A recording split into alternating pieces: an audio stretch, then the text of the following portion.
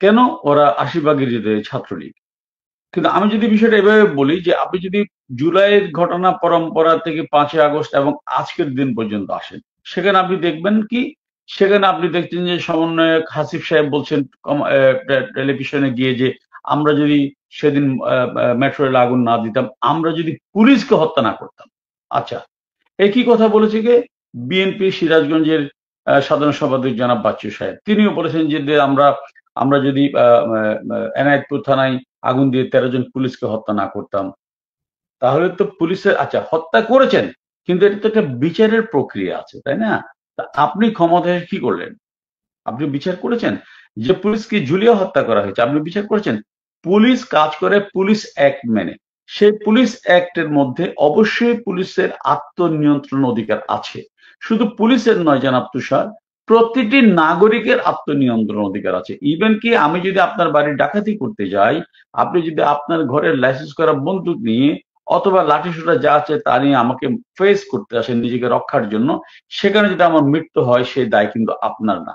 তাহলে যেখানে সাধারণ নাগরিকের এই অধিকার আছে, সেখানে পুলিশ যদি তাদের রাষ্ট্রের জানমালের নিরাপত্তা রক্ষার জন্য দায়িত্ব পালন করতে যায়, সেখানে যদি কোনো ধরে নিলাম যে পুলিশ বাড়াবাড়ি করেছে, অবশ্যই সেটা বিচার আছে। বিচার কি?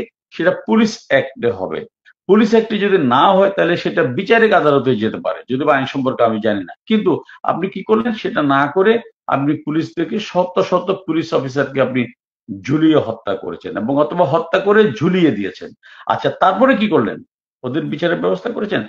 আপনাদের সরকারের প্রথম দিকের স্বরাষ্ট্র উপদেষ্টা যখন বললেন যে যেই বোরের গুলিতে এতগুলো ছাত্রকে হত্যা করা হয়েছে, এই গুলি কিন্তু পুলিশ ব্যবহার করে না। আপনারা কি এটার উপর কোন তদন্ত করেছেন? করেন না। আপনি কি করলেন? উল্টা পুলিশের মনোবল ভেঙে দেওয়ার জন্য দেদারসে পুলিশের বিরুদ্ধে মামলা করলেন। যত খুশি মামলা করলেন। পুলিশকে এমন ভাবে আপনি মামলায় জর্জরিত করলেন যেন পুলিশ কোনোভাবেই দায়িত্ব পালন করতে না পারে। সেটা এবং এইটার মাধ্যমে বেসিক্যালি আপনারা পুলিশের মনোবলকে তারা ভেঙে দিয়েছে। এবং এটা তাদের ওই মেটিকুলাস প্ল্যানের ধারাবাহিক একটা পার্ট। তাহলে আপনি যদি সেই কাজটা না করতেন, আপনি যদি পুলিশকে বলতেন যে ওকে তোমরা আসো কাজ করো, এবং সেই কাজ করার মধ্যে যদি আপনারা একটা তদন্ত কমিটি করে পুলিশ বিভাগীয় তদন্ত হোক অথবা বিচার বিভাগীয় তদন্ত হোক, সেখানে যদি পুলিশের বাড়াবাড়িকে আপনারা প্রমাণ পেতেন, তাহলে সে অনুযায়ী যদি ব্যবস্থা নিতেন, পুলিশও তা মনে করতো যে না আমি পুলিশ বলে আমি ইচ্ছা মতো যা কিছু করতে পারি না।